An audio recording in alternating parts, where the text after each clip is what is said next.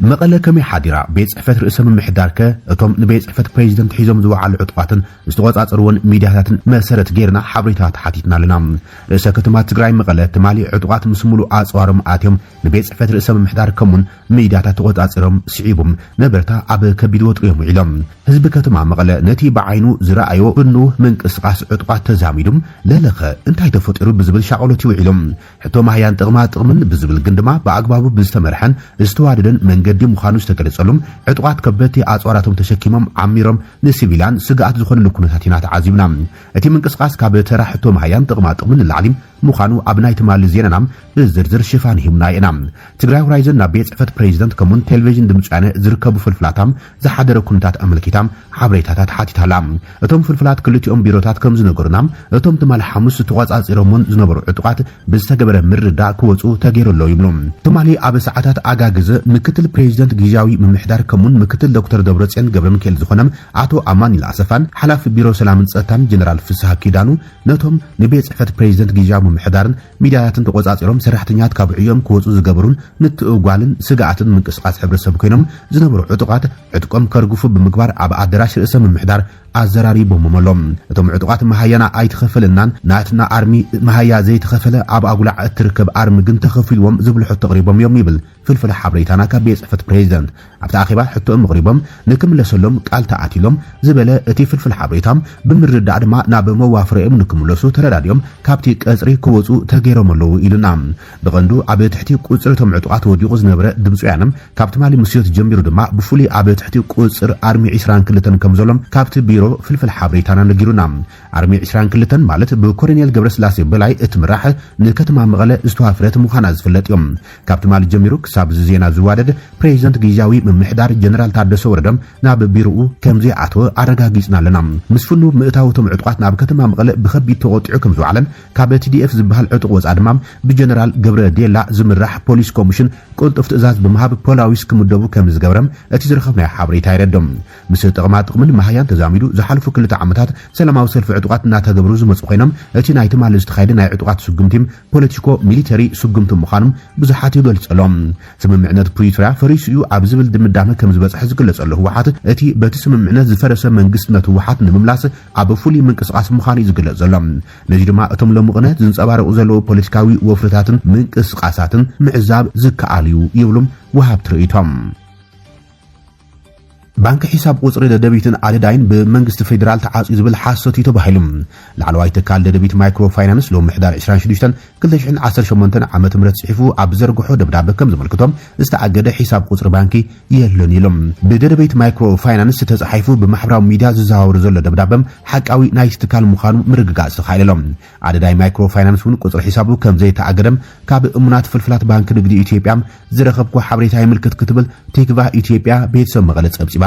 ሒሳብ ቁጽሪ ባንክ ደደቢትን ኣደዳይን ኣይተኣገደን ለሙካስ ትካል ማይክሮ ፋይናንስ ኣደዳይ ኣብ ጨንፈር ባንክናም ናይ ገንዘብ ዝውውር ፈጺማ ኢሉም ንፍልፍል ቴክቫህ ኢትዮጵያ ቤተሰብ መቐለም ንግዲ ባንኪ ኢትዮጵያ ሓበሬታ ካፊሎም ትግራዋይ ጀነራል ወሲነሎ ኺሎም ኣብ ወታደራውን ፖለቲካውን ከምውን ዓውዲ ቴክኖሎጂ ብምንጣፍ ዝፍለጥ እቲ ጀነራል ንባዕሉ ካብ ፖለቲካ ትግራይ ከም ዘግለለ ኣውጀሎም ውልቃዊ ውሳነ ኣብ ትሕቲ ዝብል ዘሕለፎ መልእኽቲ ሜጀር ጀነራል ተኽለብርሃን ወልደ ኣረጋይ ካብ ዕሸል ዕድመይ ክሳብ ሕዚ ንህዝቢ ይጠቅም እዩ ኢለ ኣብ ዝኣመንኩሉ ተግባራት ክዋሳእ ጸኒሐ ክብል ገሊጾሎም በዚ መሰረት ኣብ ካልኣይ ወያነ ትግራይ ን10 ዓመታት ብምግዳል ኣብ ምስረታን ህንጸትን ፌደራኢ ን27 ዓመታት ኣብ ፕሮፌሽናል ስራሕቲ ናይ ባዕሊ 10 ኣዕሪፈዮም ኣብ ኢትዮጵያ ዝመጸለው ጥስዒብ ድማ ብዝተመልኦ ውሳኔ መሰረት ብምግባር ቤተሰበይ ገዲፈ ናብ ትግራይ ብምኻድ ጽንተታዊ ኩናት ንምምካት ምስ ቡጸት ኮይኖም ክገብሮ ዝኽእል ኩሉ ንምግባር ፈቲነይ ብምባል ኣዘኻኺረሎ እቲ ጀነራል ድሕሪ ስምምዕነት ፕሪቶሪያ ምኽታም ድማ ቀንዲ ስርሒ ኣብ ውልቀ ቢዝነስ ብምግባር ጎና ጎኒ ድማ ናይ ትግራይ ፖለቲካ ክዕሪ ይኽእል እዩ ኢለ ኣብ ዝሓሰብኩም ጉዳይ ብሄራዊ ዕርቂ ትኹረት ገይሮም ክሳብ ሕዚ እንቀሳቐስ ጸኒሐ ዝበለ ጀነራል ተኽለብርሃን ስለዚ ክሳብ ሕዚ ኣብ ዝገበርኩም ምንቅስቃሳት ዝተጻወትኩም እወንታውን ኣሉታውን ግደታት ንፍርዲ ታሪኽ ገዲፈም ካብ ሎሚ ሎሚ ጀሚሩ ግን ኣብ ማሕበራዊ ሚድያ ይኹን ከምውን ስሩዕ ሚድያን ኣብ ፖለቲካዊ ጉዳያት ዝምልከት ዝነበረን ተሳትፎም ጠጠው ከብል ወሲነልኹ ክብል ገሊጾሎም በዚ መሰረት ድሕሪ ሕዚ ኣብ ማሕበራዊ ሚድያ ኮነም ካልእ መድረኽን ሚድያን ዝህልውን ተሳትፎም ኣብ ቴክኖሎጂ ኢንተርፕሬነርሺፕ ከምውን ማሕበራዊ ጉዳያት ጥራሕ ክውሰን ፈቒድ ኣለኹም ምስ ሓቂ ንተዓረቕ ክብልዮም ሜጀር ጀነራል ተኽለብርሃን ወልደ ኣረጋይ ገሊጹ ዘሎም ሜጀር ጀነራል ተኽለብርሃን ወልደ ኣረጋይ ንኤጀንሲ ሳይበራዊ ድሕነት ኢትዮጵያ ኤንሳ ብዋና ዳይሬክተርነት ዘገልገለን ኣብ ቃልሲ 17 ዓመታት ውሓት ግድኡ ዘበርከተም ነባር ተጋዳላይ ምዃኑ ዝፍለጥ ኮይኖም ድሕሪ ምፍራስ ስርዓት ኢህወደግ ድማ ናብ ዓዱ ትግራይ ብምምላስ ኣብ ፖለቲካዊ ንቕሓት ሕብረተሰብ ኣብ ምፍጣር ጻዕርዓር ካብ ዝብሉ ዝነበሩ ነባራት ተጋደልቲም ቅድሚት ዝጥቀስዮም ኣብ ዓውዲ ቴክኖሎጂ እውን ዝሓሸ ፍልጠት ከም ዘለዎ ዝግለጹ ሜጀር ጀነራል ተኽለብርሃን ወልደ ኣረጋይ እንትኾነ ግና ኣብ ዓውዲ ፖለቲካ ትግራይ ድሕሪ ሕዚ ተሳትፎ ከም ዘይህልዎ ኣመልኪተሎ ኣብቲ ትማሊ ኣብ ማሕበራዊ መራኸቢ ገጹ ፌስቡክ ኣብ ዘካፈሎ ናይ ውልቁ ውሳነ ንኤርትራ ተስፋ ዝህብ ዜና ካብ ባንክ ልምዓት ኣፍሪቃ ተሰሚዑሎም ኣብ መላእ ሃገር መሰረተ ልምዓት ምሕያል ቁጠባዊ ዕድላትን ምስፋሕን ርጉእ ኩነታት ንምፍጣርን ዝኽእል ግዝያዊ ስትራቴጂያዊ ውጥን ከም ዝሓንጸጸ ባንክ ልምዓት ኣፍሪቃ ኣፍሊጦሎም ኤርትራ ምስ ብድሆታት ትሑት ኣፍራይነት ክሊማዊ ጸቕጥታት ውስነት መሰረተ ልምዓትን ንኡስ ብሕታዊ ጽላትን እናገጠመት ምቕሉል ቁጠባዊ ዕብየት ተመዝግብ ከም ዘላ ዝገለጸ ባንክ ልምዓት ኣፍሪቃ ኣብ ሰለስተ ቀንዲ ሜዳታት ማለት እውን ሰዓት ማይን ጽሬትን ከምውን ቁጠባውን ፋይናንሳውን ምሕደራም ንዝህቦ ሓገዝ ከም ዘስፍሖ ገሊጾሎም ኣብ መዳይ ሰዓት እቲ ባንኪ ምስ ኤርትራ ብምትሕባር ዘተኣማምን ብርትዓዊ ዋጋን ኣገልግሎት ሓይሊ ኤሌክትሪክ ንምስፋሕ ኣብ ተተካኢ ሰዓት ኣተኪሩ ከም ዝዓይም ኣብ መርበብ ሓበሬቱ ገሊጾሎም ኣቅርቦት ሰዓት እንድሕር ተማሒሹ ሓደ ነገር ምፍራይ ዝግበሩ ውፅኢታት ከም ዝቕንሱም ኢንዱስትሪ ሕርሻ ከም ዝሕይልን ከምኡውን ንስድራ ቤታት ንኣሽቱ ትካላትን ሓደስቲ ዕድላት ክፈጥሩሎም ተፅቢት ከም ዝግበር ገሊጾም ባንክ ልምዓት ኣፍሪቃ ቅልውላው ሰዓት ኤርትራ ንምቅላል ኣብ 2023 ናይ 50 ሚልዮን ዶላር ምወላ ክገብር ምስ መንግስቲ ናይቲ ሃገር ስምምዕነት ከቲም ነይሮም እቲ ገንዘብ ኣብ ከባቢ ከተማ ደቀ መሓረን ዝትከል ናይ 30 ሜጋዋት ጸሓያዊ መምንጨው ሰዓትን ንምምዕባል ክውዕል ምዃኑ ተሓቢሩ እዮም እቲ ባንኪ ኤርትራ በቲ ዘይእኹል ዘይስሩዕ ክቡርን በኣካል ቀረብ ሰዓት ክትሳቐ ምጽናሕ ይገለጽ ፕሬዚደንት ኢሳያስ ኣፍወርቂ ምስ መንግስታውያን ማዕኸናት ዜና ኣብ ዘካየደ ቃለ መሕትት እውን ነቲ ካብ 120 ሜጋዋት ዘይሓልፍ ዝበሎ ዓቕሚ ናብ 360 ሜጋዋት ክብ ንምባል መደብ ከም ዘሎ ገሊጹ ነይሮም ኣብዚ ዋንዚ ሃገር ኤርትራ ብስንኪ ድሩት ናይ ምምንጫውን ዓቕሚ ብከቢድ ናይ ኤሌክትሪክ ሲቲ ቅልውላውያ ተሓልፍ ዘላ ክብልዮም እቲ ባንኪ ኣብ መወዳእታ ናይቲ ዝሓለፈ ዓመት ገሊጹ ነይሮም ዕላማ ናይቲ ፕሮጀክት ተሓደስቲ ምንጭታት ሰዓት ብምምዕባል ነቲ ክዓቢ ዘለዎን ካብ ዝተፈላለዩ ምንጭታት ዝርከብን ቀረበ ኤሌክትሪክ ሲቲ ንምብርካት እዩ ይብል ብዛዕባ እቲ ምወላ ዝገልጽ ሰነድ ናይቲ ባንኪ ኣብ መወዳእታ 2022 ዝተወሳሰበ ስርዓተ መርበብ ወይ ድማ ኢንተግሬትድ ግሪድ ሲስተም እቲ ሃገር ናይ 151 ሜጋዋት ዓቕሚ ከም ዝነበረን ዝበዝሕ ካብቲ ብናፍጣ ዝሰርሕ ረስናዊ ምንጭም ዝርከብ ምዃኑ እቲ ጸብጻብ ይጠቅስ ካብዚ ድማ ኣስታት 35 ሜጋዋት ጥራይ ንኣገልግሎት ዝውዕል ድማ ይብል እቲ ዝርከባ ዓቕሚ ምዘመንጫዋ ማሽናትን ጀነሬተራትን ብእርጋን ስእነት ናብዮትን ብቐጻሊ ዓዲ ውዒል ከም ዝኾነ ይፍለጥ እዮም ከም ሳዕብዮን ድማ ምስቲ መርበብ ዝተራኸቡ ተጠቀምቲ ከይተረፉም ኣገልግሎት ክረኽቡ ይከኣሉን ኣብቲ ሃገር ዘሎ ዝርግሕ ኤሌክትሪክ ሲቲ ትሕት ኮይኖም ን52 ሚእታዊት ናይቲ ህዝቢ ይሽፍን ይብል እቲ ኣብ ህጉራ ኣፍሪቃ ዝግበር ልምዓታዊ መደባት ዝምውል ባንኪ ተወሳኺ ኣብ መጋቢት ናይዚ ዓመት ኤርትራን ባንክ ልምዓት ኣፍሪካን ንህንፀት ፕሮጀክት ጸሓያዊ ሰዓት ዝውዕል ተወሳኺ 20 ሚልዮን ዶላር ስምምዕነት ከም ዝኸተማም ሚኒስትር ዜና ኣቶ የማነ ገብረ መስቀል ኣብቲ እዋን ገሊጹ ነይሮም ይኹን እምበር እዚ ፕሮጀክት እዚ ኣበይ ደረጃ ከም ዝበፅሐ ዝገልጽ ሓድሽ ሓበሬታ ዛጊድ የለን ኣብ ትሕቲ ማይን ጽሬትን ኢሉ ዘቐመጦ መዳይ ሕብረተሰባትን ሓረስቶትን ቀረብ ጽሩይ ማይ ዝረኽብሉም ወፍሪ ከዓቢ ምዃኑ ዝገልጽ ስርዓት ኣቅርቦት ማይ ምሕያል ጥዕና ህዝቢ ንምምሕያሽ ኣፍራይነት ሕርሻን ምዕባይን ብስንኪ ክሊማ ንዝተጎድኦም ናብ ንቡር ንምምላስን ዝሕግዝ ይብል ዜና ኣብ መዳይ ቁጠባውን ፋይናንሳውን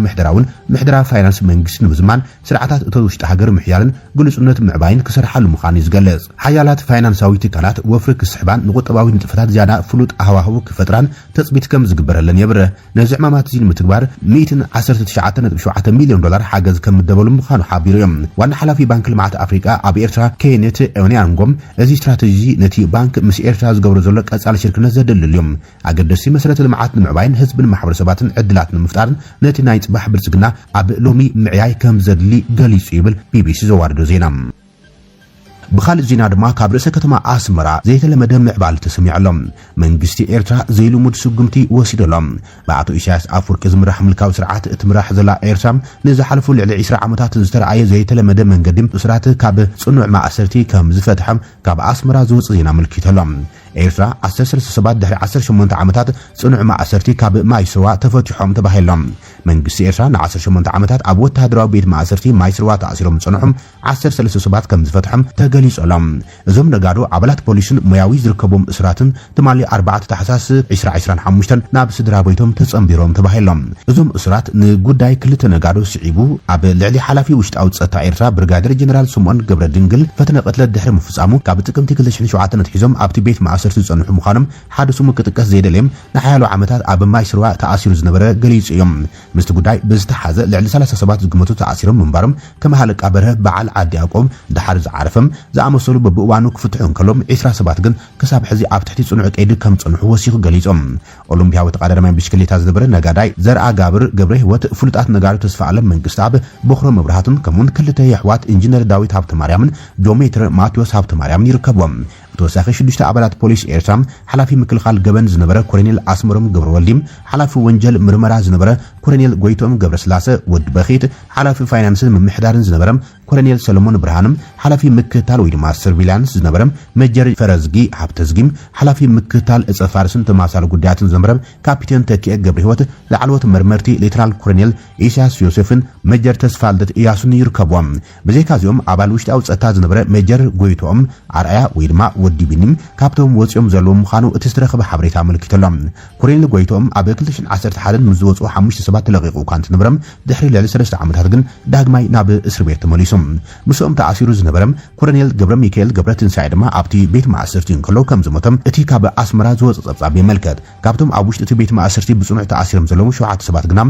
ገና ኣይወጹን እዮም ተባሂሎም ኣምነስቲ ኢንተርናሽናል ከም ዓዲ ኣባይቱን ማይስሩን ዝኣመሰሉም ኣብያተ ቤት ማእሰርቲ ኤርትራ እስራት ብዘይ እኹል ማይን ጥዕናዊ ውሕስነትን ብኣሰቃቂ ኩነታት ከም ዝሓልፉ ዝግለጽ እዞም እስራት ብስድራ ቤቶምን ፈተውቶምን ንክብጽሑ ድማ ይፍቀደሎም ከም ዝነበረም እቲ ጸብጻብ ይዘኻኸር ፍሉይ ወኪል ሕብራት ሃገራት ኣብ ጉዳያት ሰብኣዊ ምስላት ኤርትራ ብ16 ሰነ 2025 ኣብ ጀኔቫ ኣብ ዘቕረበ ጸብጻባት ኩነታት ኤርትራ ከም ዘይተመሓየሸ ይብርሆም መሐመድ ዓብዱሰላም አቡበከር ንቤት ምክሪ ሰብኣዊ ምስላት ሕብራት ሃገራት ኣብ ዘቕረበ ዓመታዊ ጸብጻብ ተቃውሞም ዝገልጹ ሰባት ምስዋር ገደብ ኣልቦ ሃገራዊ ኣገልግሎትን ዘይሕጋዊ ማእሰርትን ይቕጽል ከም ዘሎ ይጠቂሶም እቲ ኣብ ውሽጢ ኤርትራ ዝፍጸም ዘሎ ምግሃስ ምስላት ካብ ዶባት እቲ ሃገር ሰጊሮም ናብ ዳያስፖራ ከም ዝበጽሑ ይሓቢሮም እቲ ሃገር እትፍጽሞ ስግሮዶባዊ ጸቕጢም ክሳብ ክንዮ ዶባታት ዘሎም ዳያስፖራ ዝዝርጋሓዩ ኢሉ ምግላጽ ይዝከርዮም